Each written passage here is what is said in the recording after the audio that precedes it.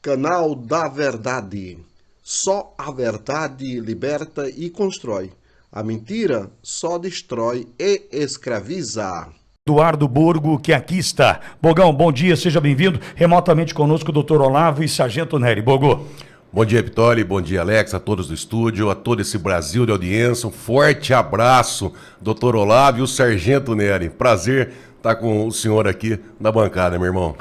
Bogão, o que é que você traz para nós? Qual é a novidade que você traz? Pitoli, eu entrei com uma comunicação criminal no chefe de Estado-Maior Conjunto das Forças Armadas, visando a instauração de um inquérito militar, porque em fevereiro desse ano, o ministro Fachin, ele deu uma entrevista dizendo que poderia assegurar, poderia garantir que a justiça eleitoral brasileira poderia estar sobre ataques de hackers russos. Essa é uma denúncia muito grave, vindo de um ministro do Supremo Tribunal Federal. Então era presidente do TSE. Há uma semana antes de assumir a presidência do TSE, e quando se tem ataques hackers russos, entendo que é uma ameaça à segurança externa do país, uma ameaça à soberania nacional.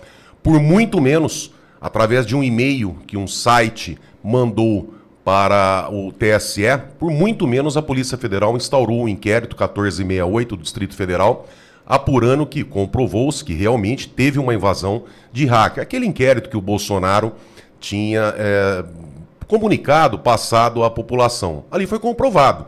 Tá? A extensão dos danos, a conclusão, ainda está sob sigilo, né? Porque a população não pode ter acesso. Porém, nós temos que contextualizar, porque parte desse consórcio, que são canalhas, eles estão manipulando a informação.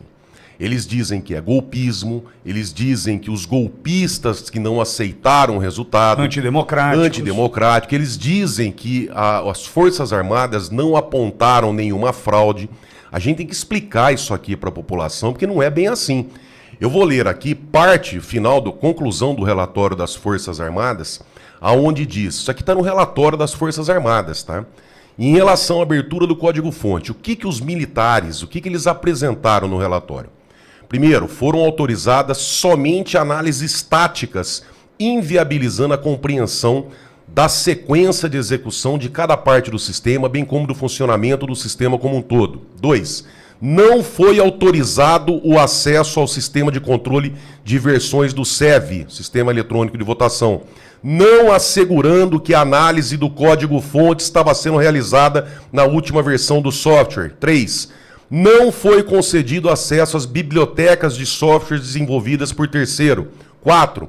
As restrições às fiscalizações no ambiente da análise dificultaram a inspeção de um sistema complexo que possui mais de 17 milhões de linhas de código-fonte. Eles entraram numa sala com 17 milhões de linhas para analisar com papel e caneta. Em relação à cerimônia de assinatura digital e lacração dos sistemas, que os generais, os militares dizem, foi observado que os computadores utilizados no processo de compilação acessaram infraestrutura de rede e não foram informadas as estruturas acessadas ou suas localizações. 2. O processo de inspeção de código-fonte não contempla análise de seu histórico de modificações. Em relação à cerimônia de verificação dos sistemas eleitorais instalados no TSE, que os generais, os militares falaram, os scripts foram apresentados em um telão no auditório do TSE, dificultando a fiscalização. Em relação aos testes de integridade, o que diz no relatório? A faixa percentual de cédulas inseridas, atualmente de 75% a 82%, mostrou-se aquém dos dados estatísticos da votação real. Em relação ao projeto piloto com biometria, os militares dizem, as urnas foram escolhidas pelo fiscalizado, o TSE que indicou as urnas 10 dias antes da votação. A aleatoriedade na seleção das urnas foi reduzida. O número de eleitores que aderiram ao teste foi baixo. Em relação à verificação da correção da contabilização dos votos, prossegue o relatório. Os boletins de urnas não foram disponibilizados em algumas sessões. Os BU, boletim de urna, não apresentaram dados de votos em trânsito. Não foram disponibilizados os logs do transportador receptor de arquivos de urnas e bancos de dados de totalização. Então conclui o relatório dos técnicos das Forças Armadas dizendo o seguinte, Pitoli, isso aqui está no relatório, tá? Isso aqui não é o Borgo Pitoli que está inventando, está no relatório das Forças Armadas. Apesar da intenção de conferir transparência ao processo, as ferramentas e os procedimentos disponibilizados pela equipe técnica do TSE para o trabalho das entidades fiscalizadoras não foram suficientes para uma análise técnica mais completa. As condições estipuladas, tanto na inspeção dos códigos-fonte como durante a compilação do software, dificultaram a busca por possíveis vulnerabilidades do sistema eleitoral de votação. A análise estática de um código com mais de 17 milhões de linhas, aliada à falta de informação das condições de segurança da rede, usada para armazenar os repositórios das bibliotecas de compilação, limitou a abrangência e a eficácia do procedimento de fiscalização pela AFESEV, que são os técnicos. Assinala-se a não disponibilização do controle de versões como importante lacuna na fiscalização dos códigos-fonte. Isso não permite assegurar que o código-fonte presente nas urnas nos dias de votação corresponde exatamente ao que foi verificado pela equipe. Prossegue o relatório. A ocorrência de acesso à rede durante a compilação dos códigos-fontes e consequente geração de programas, são os códigos binários, pode configurar relevante risco à segurança do processo. Olha o que fala. O que sugere a realização de uma investigação técnica para melhor conhecimento do ocorrido e seus possíveis efeitos. Terminando, Pitoli, de todo o trabalho realizado, observou-se que, devido à complexidade do sistema eletrônico de votação, a falta de esclarecimentos técnicos oportunos e de acessos aos conteúdos de programas e bibliotecas mencionados no presente relatório, não foi possível fiscalizar o sistema completamente, o que demanda a adoção de melhorias no sentido de propiciar a inspeção e análise completa. Enfim, o que os técnicos das Forças Armadas diz? Não foi possível fiscalizar completamente. Não existe fiscalização meia boca, não existe mais ou menos. O assunto é muito grave.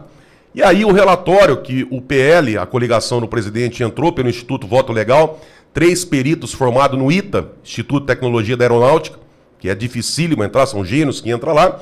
O que o relatório diz?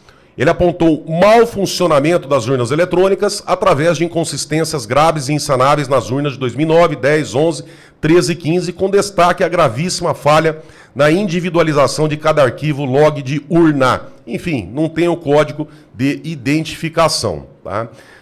Aqui a gente tem que se questionar em relação a isso. A imprensa do consórcio, essa imprensa canalha, que está de olho, na verdade, em grana, né? Que eles recebiam bilhões lá do governo Lula, quando veio o Bolsonaro, deu aquela diminuída, secou a teta, eles querem voltar a ter os bilhões. E para isso, eles vão usar você, vão nos usar para faturar dinheiro. Então eles vêm e falam assim, não, mas não apontou fraude. Não fiscalizou completamente. Aí a gente tem que se questionar o seguinte, diante disso que eu passei para vocês, que faz parte do relatório das Forças Armadas, a gente pode entender que foi negado ou que houve, no mínimo, restrição ao direito de fiscalizar? O relatório das Forças Armadas é claro que está tendo restrição, tá? Que diminuiu a fiscalização, que impediu o acesso a código-fonte, a log de urna, aos commits. Se a resposta, se a gente entender que sim, olha, houve uma restrição no direito de fiscalizar. Aí a gente vem aqui, eu preciso contextualizar, porque semana passada eu fiz um vídeo, aqui, nós gravamos aqui, esse vídeo viralizou, e o Estadão, né, que hoje acho que nem para limpar ali, nem para usar para sujeira de gato e cachorro, enfim, está servindo, foi lá, eles descontextualizam o fato, então por isso que a gente precisa trazer informação completa para quem está acompanhando, para entender.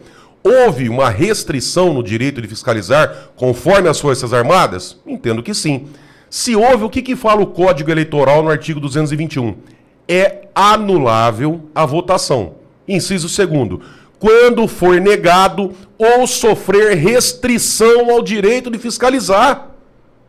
Se tiver restrição conforme as Forças Armadas estão dizendo, é anulável a votação, a eleição. Aí o PL, a coligação do Bolsonaro, entra com uma representação com base naquele relatório do Instituto Voto Legal, que fala, artigo 51, as entidades fiscalizadoras poderão solicitar verificação extraordinária após o pleito, desde que sejam relatados fatos e apresentados indícios. Indícios. e circunstâncias que justifiquem. Tá? Eles entram, a coligação do presidente, com uma representação eleitoral. Faz a distribuição para a ministra Carmen Lúcia. Automaticamente, logo em seguida, eles mudam a classe. Não é mais representação processual. Agora é uma petição eleitoral. Qual que é a diferença disso? A petição eleitoral, o presidente do TSE, Alexandre de Moraes, ele puxou para ele, num ato que eu entendo de extrema má-fé, isso sim é má-fé, ele pede para incluir a votação e eleição do primeiro turno. Por quê? Porque se fosse incluída a eleição no primeiro turno, precisaria incluir na ação todos os candidatos do Brasil nesse processo. Essa ação não teria fim, não teria como investigar. Essa, no meu entendimento, essa foi a intenção do ministro. Inclusive, ele cita no despacho dele que ele indefere liminarmente. E ainda quando o PL, a coligação, ele faz a dita ali, a inicial, eles indicam, olha, pera um pouquinho, código-fonte, log de urna, commit. Se for apresentado para a gente, se mostrar, se fizer uma perícia em cima disso, diz respeito a todas as eleições. Até a eleição que eu participei de vereador, porque é um histórico ali da urna. Não há necessidade ali, taxativamente, de incluir o primeiro turno, porque é automático, é óbvio que vai incluir. Tá? E aí o Alexandre de Moraes, o que ele faz? Ele indefere liminarmente a inicial. Ele aplica uma multa de 22 milhões de reais no partido. E olha, eu vou citar um trecho aqui do que consta do despacho da decisão do Alexandre de Moraes. Diz o ministro, a total má-fé da requerente, ele se reporta à coligação, e seu esdrúxulo e ilícito pedido, ostensivamente atentatório ao Estado Democrático de Direito e realizado de maneira inconsequente, olha isso que ele fala, de quem está querendo investigar com base no Código Eleitoral, com a finalidade de incentivar movimentos criminosos e antidemocráticos, que inclusive com graves ameaças à violência vem obstruindo diversas rodovias e vias públicas pelo Brasil, ficou comprovado tanto pela negativa em aditar-se a petição inicial, quanto pela total ausência de quaisquer indícios de irregularidades e a existência de uma narrativa totalmente fraudulenta de fato. Será que esse relatório das Forças Armadas não há indícios o suficiente para falar que houve restrição ao direito de fiscalizar, meu Deus? Será que é isso? Por que tanta negativa? Por que não querem abrir o código-fonte, mostrar os logs, deixar investigar? Então, quer dizer, há aqui um perigo ao país muito grande pelas eleições. E aí eu trago o que eu falei no início da nossa conversa aqui, sobre a fala do ministro Edson Fachin, há uma semana antes de assumir a eleição, a presidência do Tribunal Superior Eleitoral. Ele disse que poderia garantir que nós poderíamos estar sobre ataques de hackers russos. Então eu faço uma comunicação porque se é um indício, é uma possibilidade, foi o ministro que disse. E pelo artigo 41 da Lei de Contravenção Penal, quem alarma ou informa, traz alguma notícia para causar tumulto sabendo que é inverídica, pode cometer uma infração penal, né? A Lei de Contravenção Penal.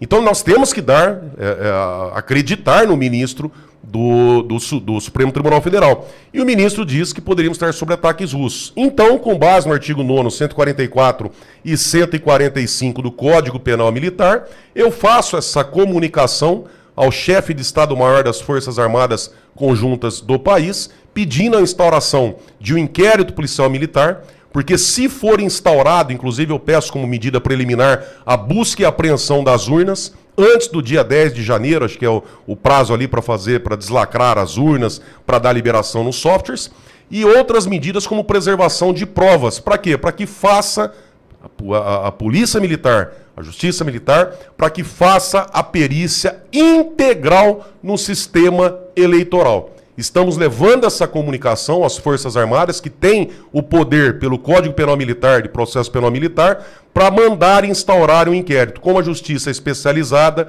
ficaria na Justiça Militar e não sairia dessa competência. Tá? Então nós fazemos essa comunicação porque não adianta a imprensa querer contar, parte da imprensa, né? Nós estamos aqui trazendo a verdade, que não houve fraude, não é só isso. Na verdade, as Forças Armadas não conseguiu fazer a fiscalização do sistema eleitoral. Está provado no relatório. O que o ministro Alexandre de Moraes vai fazer? Vai mandar prender os generais por fake news? Vai incluir naquele inquérito do fim do mundo os generais? A própria doutora Eliane Calmon disse que o judiciário nessa eleição, infelizmente, Eliane Calmon, que era do STJ, Corregedor Nacional de Justiça, que infelizmente o judiciário tinha adotado um lado nessas eleições. Então o que nós estamos pedindo é uma questão fática, eu já protocolei isso aqui, já entrei pelo EGOV nesse protocolo e pretendo hoje entrar em contato, ou amanhã, o mais rápido possível, para que seja dado encaminhamento, porque é uma questão de segurança nacional. Por quê? Se existe mesmo a possibilidade, como disse o ministro, não sou eu, não é o Pitoli, não é o Nery, não é o Olavo, quem disse foi o ministro, que a Justiça Eleitoral poderia estar sob ataques hackers, se tem essa possibilidade, diz respeito à segurança externa do país, à soberania nacional. E junto nessa ação, além do relatório das Forças Armadas, o relatório do Instituto Voto Legal e também o relatório, olha que por incrível que pareça, que foi publicado pelo site Intercept em 2017, da NSA, Agência de Segurança Nacional dos Estados Unidos, indicando que militares russos teriam tentado invadir o sistema eleitoral americano em 2016. Então, quer dizer, existe no direito internacional, em questões internacionais, a possibilidade, conforme o Fachin falou. Então, se o ministro Fachin diz que há essa possibilidade, há indícios de ataque à segurança externa, ao interesse externo do país e à soberania nacional, dando a competência para a justiça militar. 8h39, fala Olavo, diante dessa decisão do nosso vereador e comentarista aqui da Jovem Pan, Eduardo Borgo, de protocolar junto à Justiça Militar esse pedido de apuração diante de uma fala de um ministro do Supremo Tribunal Federal. Olavo. Bom dia, doutor Borgo, sargento Nery. Interessantíssimo, né? Vamos lá. Mais do que interessante, a estratégia do Dr. Borgo, ela é inteligente. E por que ela é inteligente? Vamos lá.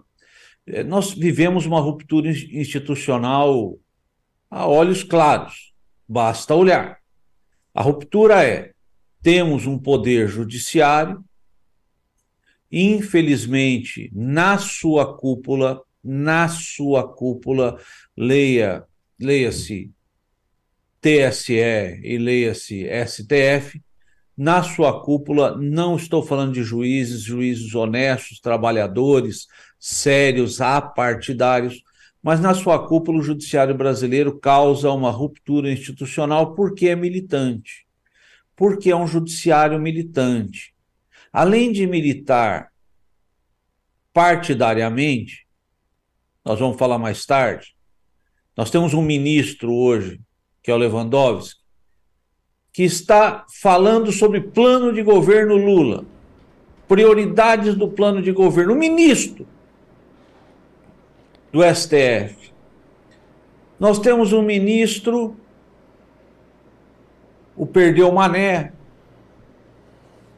altamente suspeito no sentido de ser partidário, chamando manifestação pública de ato antidemocrático, mandando, vai ser pauta também, falando para recorrer a extraterrestre. Ele é o mesmo ministro que tirou foto abraçado com João de Deus. Está faltando respaldo, né, para fazer a piadinha de que os manifestantes recorrem a extraterrestre, o que é uma elucubração, quando no mundo dos fatos o mesmo ministro recorreu a João de Deus. Pois bem, então nós temos uma ruptura institucional presente. Alexandre de Moraes é o não pacificador da sociedade, é o cara que prega o litígio negando o maior ponto, a maior relevância do judiciário, que é participar, trazer luz, deixar claras as questões colocadas, questões controversas colocadas. Por que então eu digo que o Borgo fez algo extremamente inteligente? Está caminhando ao lado da justiça militar. Por quê? No STF e no TSE, nós já sabemos que o compromisso partidário dos membros desses poderes, ou pelo menos a maioria deles, está feito. Está feito. E quando nós insistimos na ruptura institucional, é porque o legislativo está calado, de joelhos, e o executivo é um refém que não pode governar, que não pode tomar suas medidas ou suas ações de realização, porque o Poder Judiciário interfere, manda não fazer aquilo, manda fazer aquilo outro, enfim.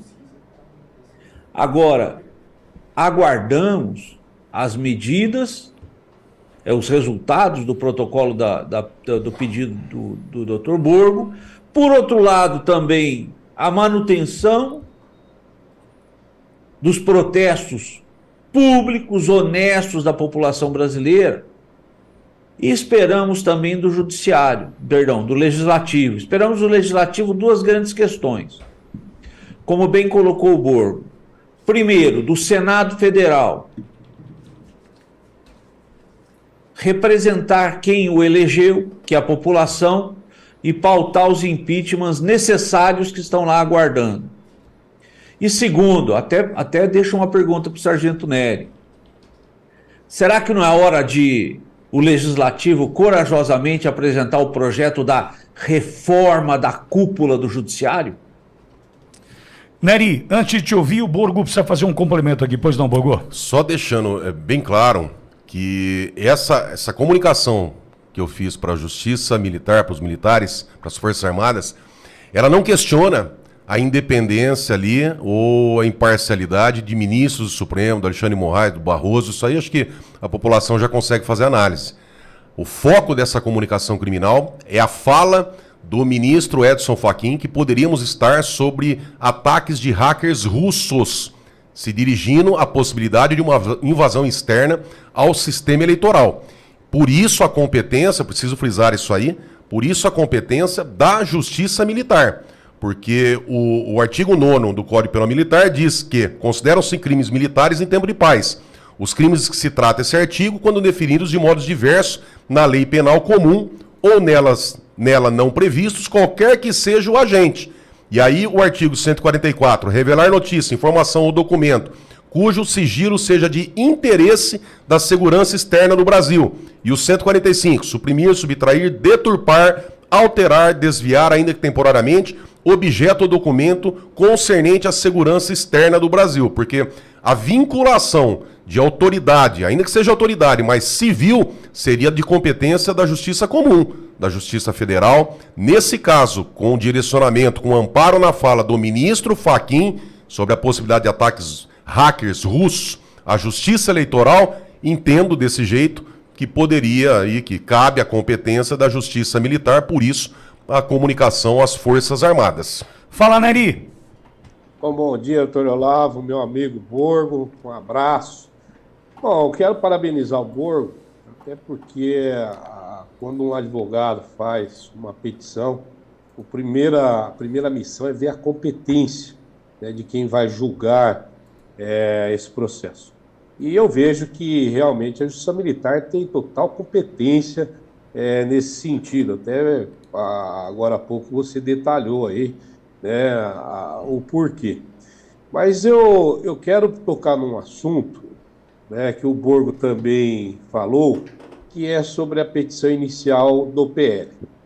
A petição inicial, só para a população ter ideia, a petição inicial ela é técnica, né? Então tem um formato de se fazer para que o Judiciário, o Ministério Público, possa acatar aquilo que está na petição. O PL colocou no mérito sobre o segundo e o primeiro turno, mas não colocou nos pedidos. E aí o Alexandre de Moraes, espertamente, fez um despacho para que se colocasse no pedido para que cancelasse o primeiro turno. Eu ouvi uma entrevista do presidente do PL na Jovem Pan, e ele dizendo que se anulasse o primeiro turno, seria um desastre para o país, pela parte econômica. Olha só, nós estamos vivendo pior que isso. Pior que uma recessão econômica é perder o Estado de Direito Democrático. Não interessa, Borgo, se ele vai ter que acionar todos os deputados, se o Brasil vai quebrar. O que interessa é a soberania do povo. E a soberania do povo está no voto. Eu não sei, vocês são dois advogados como eu, mas eu vejo que essa omissão do presidente do PL vai ficar na história do Brasil. Porque ele sim, com o advogado PL, teria condições de anular essa eleição já em primeiro plano. Ou seria o primeiro passo para que a população forçasse o cancelamento da eleição. Então, a questão foi técnica. E o Alexandre Moraes foi malandro. Ele viu que houve uma falha técnica proposital do PL, né, porque o presidente do PL ele não quer perder aquela bancada enorme, está com medo de não ser renovada se tiver outra eleição, e por isso se omitiu. E vai pagar caro na história do país, porque o responsável é o senhor presidente do PL. Tá? Porque ele deveria ter emendado a inicial do PL colocando o primeiro turno. Se tiver que chamar todos os deputados eleitos, nós vamos ter uma recessão econômica, não interessa. O que precisa é manter o Estado Democrático de Direito. E o maior bem, a maior democracia de um povo é seu voto. E não precisa ser comprovado, como fala no artigo 51 que você leu, Borgo. Basta indícios que houve problema na eleição, ou na votação, ou no sistema eleitoral. Então, precisaria, sim, que o presidente do PL tivesse mais vontade de consertar esse estado de coisa que vem acontecendo no nosso país, do que simplesmente garantir o seu poder político através dos deputados federais. Esse é o primeiro ponto. Da pergunta, doutor Olavo, eu acho que já passou da hora da reforma desse sistema judiciário, não só do sistema judiciário, mas também do sistema tributário. Nós precisamos fazer uma reforma muito grande. Já foi feita a reforma previdenciária, tanto na União como nos estados, que os estados foram obrigados a fazer a reforma, porque houve a reforma a nível nacional, mas nós esperamos, né, a reforma tão esperada, a reforma tributária do nosso país, doutor Leonardo, e também a reforma do judiciário. Agora, nesse exato momento, o Brasil vive o maior problema da sua história, né? É uma eleição que ela não teve final. Nós não tivemos final. E o governo Lula, Vitória, é como se nós estivéssemos assistindo um filme pela segunda vez, né? Exato. Passa aquela cena, você fica na expectativa, mas você sabe qual que é o final do filme. É como se estivesse assistindo o segundo filme. Mas eu espero que a população lembre desses atores no futuro e que eles entrem na história, seja pelo bem ou pelo mal. 8 horas e 50 minutos, faltando 10 para as 9 na programação da Jovem Pan.